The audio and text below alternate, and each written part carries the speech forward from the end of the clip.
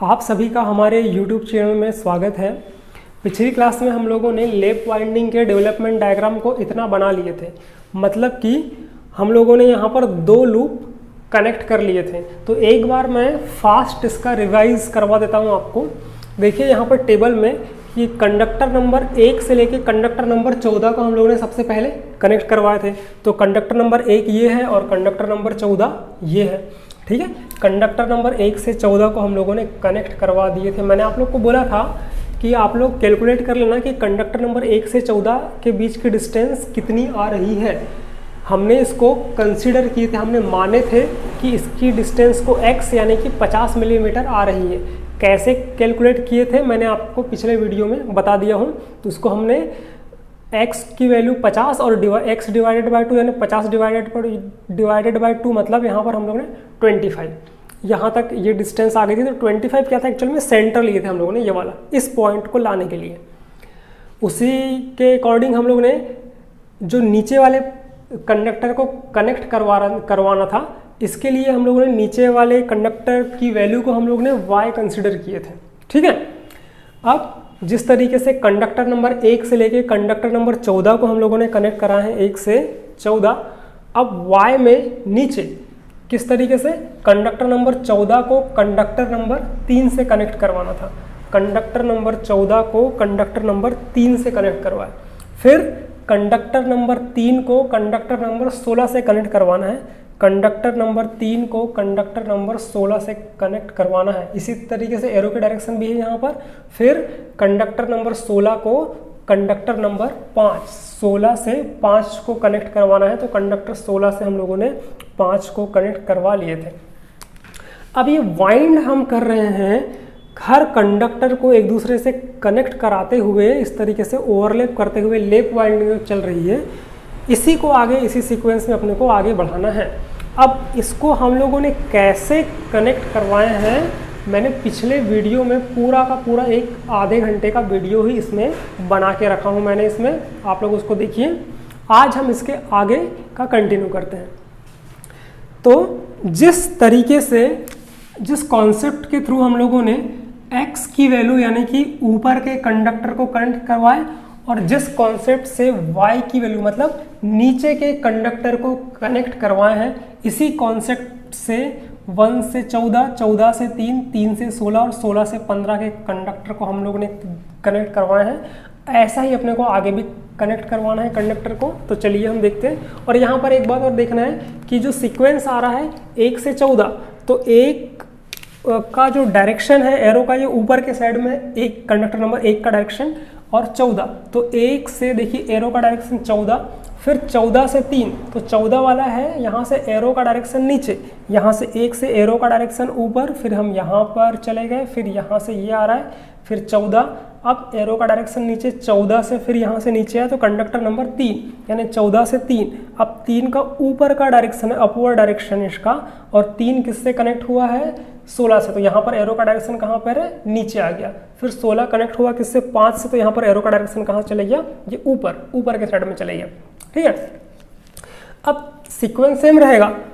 Conductor number 5 को किससे connect होगा, कंडक्टर नंबर 5 कनेक्ट होगा कंडक्टर नंबर 18 से, ठीक है। कंडक्टर नंबर 5 कनेक्ट करना है अपने को कंडक्टर नंबर 18 से।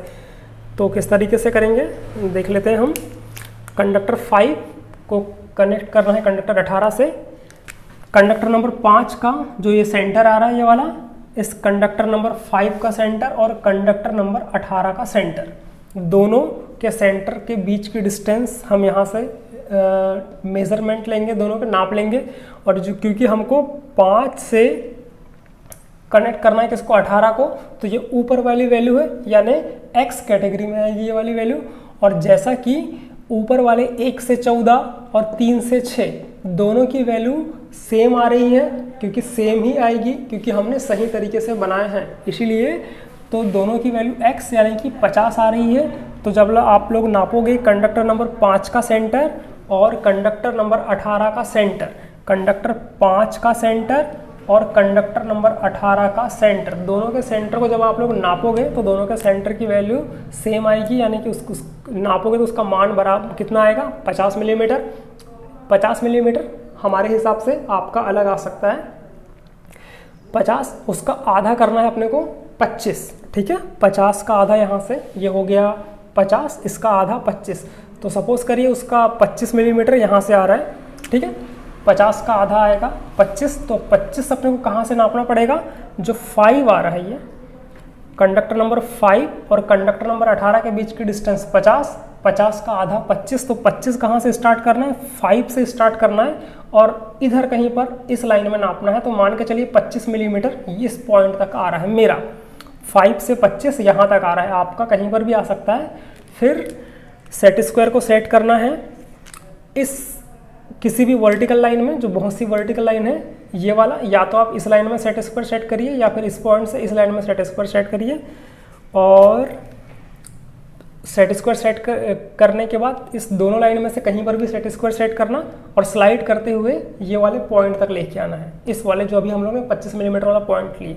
और फिर जो सेट स्क्वायर की एज रहेगी वो ऊपर वाली लाइन और नीचे वाली लाइन दोनों लाइन को कहीं ना कहीं टच करेगी, तो वहाँ पर इस तरीके से ऐसा एक पॉइंट लोकेट कर देना है अपने को। और फिर इस पॉइंट से कनेक्ट कराना है सबसे पहले 5 से इस वाले पॉइंट को मैं ज्वाइंट कर देता हूँ।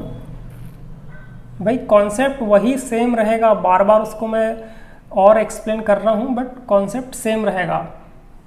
5 और फिर कंडक्टर नंबर 18 का एंड, कंडक्टर नंबर 18 का एंड ये वाला है इस तरीके से। फिर कंडक्टर नंबर 18 किससे कनेक्ट, 5 को 18 से, चलिए मैं यहाँ पर लिखता हूँ कंडक्टर नंबर 5 कनेक्ट हुआ है कंडक्टर नंबर 18 से। फिर 18 किससे कनेक्ट हो जाएगा, कंडक्टर नंबर 18, कंडक्टर नंबर 18 को कनेक्ट करना है कंडक्टर नंबर 7, y की वैल्यू में कंडक्टर नंबर 18 कनेक्ट होगा कंडक्टर नंबर 7 से, और 18 कनेक्ट करना है कंडक्टर नंबर 7 से। सेम कॉन्सेप्ट, y की वैल्यू में कंडक्टर नंबर 7 जो आ रहा है इसका सेंटर और कंडक्टर नंबर 18 आ रहा है इसका सेंटर, तो 7 से 18 के बीच की डिस्टेंस को अपने को नापना है पहले स्केल से। 7 से लेके 18 के बीच की डिस्टेंस को जितनी भी आएगी उसका अपने को आधा कर देना है। तो y की वैल्यू आ रही है, क्योंकि नीचे वाला पोर्शन है इसका मतलब ये है y हमने कंसिडर किए हैं, ऊपर वाले को हमने x कंसिडर किया। जितने भी ऊपर की नाप आएगी वो x कैटेगरी में आएगी और जितने भी नीचे की नाप आएगी वो y कैटेगरी में आएगी। तो y की वैल्यू, जैसे ऊपर के सारे मान 50 50 50 आएंगे इस वैल्यू के लिए, और नीचे के सारे मान आएंगे 40 40 40 इस वैल्यू के लिए, अगर सही तरीके से बनाया है आपने तो। अब कंडक्टर नंबर 18 को 7 से कनेक्ट करना है।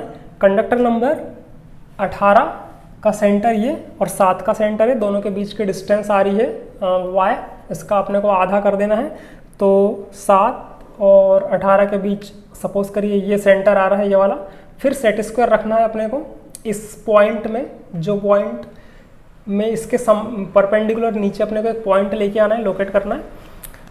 तो इस वर्टिकल, कोई सी भी एक वर्टिकल लाइन में सेट स्क्वायर सेट करना और उसको स्लाइड करते हुए इस वाले पॉइंट तक लेके आना है, और जो सेट स्क्वायर की एज आएगी वो इधर कहीं आएगी इस पॉइंट में, और वो पॉइंट हमारा ऐसे इधर पे कहीं पर आएगा।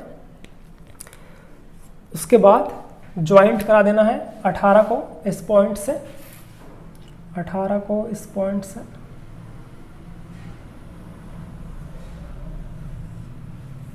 और फिर इसको कंडक्टर नंबर 7 से।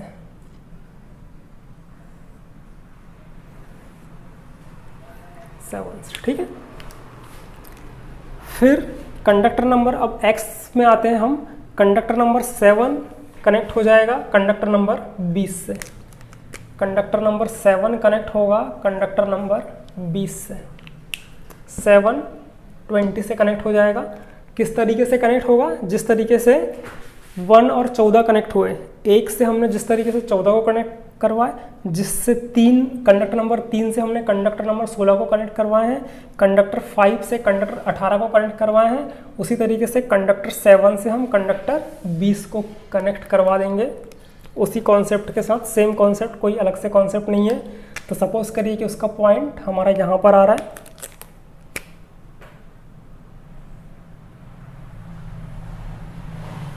और 20 इधर है। फिर कंडक्टर नंबर 20 कनेक्ट हो जाएगा कंडक्टर नंबर 9 से। 9 से किस तरीके, इसका कॉन्सेप्ट कैसे रहेगा, किस तरीके से कनेक्ट होगा कंडक्टर नंबर 20 कंडक्टर 9 से। जिस तरीके से कंडक्टर 18 से 7 को कनेक्ट कराए थे, जैसा 16 से 5 को कनेक्ट करवाए थे, जैसे 14 से 3 को कनेक्ट करवाए थे, उसी तरीके से कंडक्टर नंबर 20 से कनेक्ट करवाएंगे हम कंडक्टर नंबर 9 को। कंडक्टर 20 से कनेक्ट करवाएंगे कंडक्टर 9 को, और वही पॉइंट हम लेके आएंगे। मान के चलिए वो पॉइंट ये है, तो कंडक्टर 20 से कंडक्टर नंबर 9 को, सेम कॉन्सेप्ट, हर तार में, हर कंडक्टर में कॉन्सेप्ट सेम रहेगा। अगर आपने एक बार समझ लिए तो सब बन जाएंगे।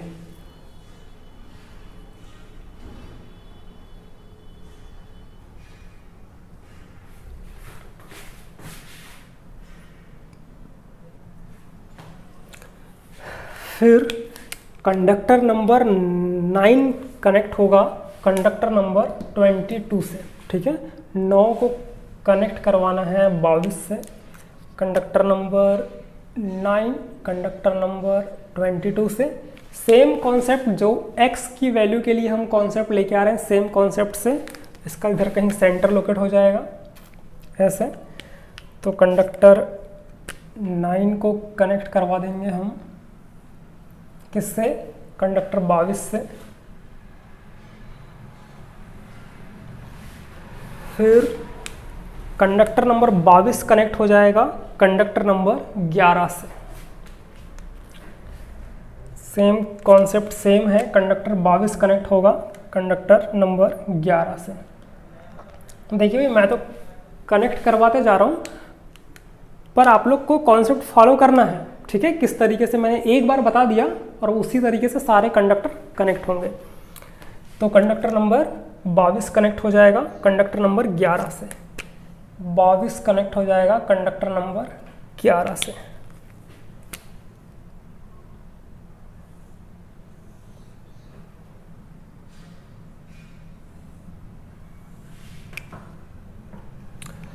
फिर कंडक्टर 11 को कनेक्ट करवाना है कंडक्टर 24 से। कंडक्टर 11 जो कनेक्ट होगा कंडक्टर नंबर 24 के साथ कनेक्ट हो जाएगा।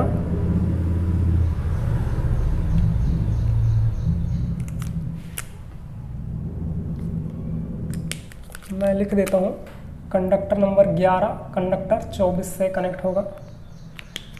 ये टेबल आप सभी लोगों ने पढ़ा होगा, किसमें, थ्योरी में।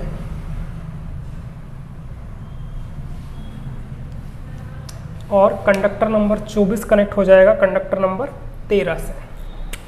कंडक्टर नंबर 24 कनेक्ट होगा कंडक्टर नंबर 13 से।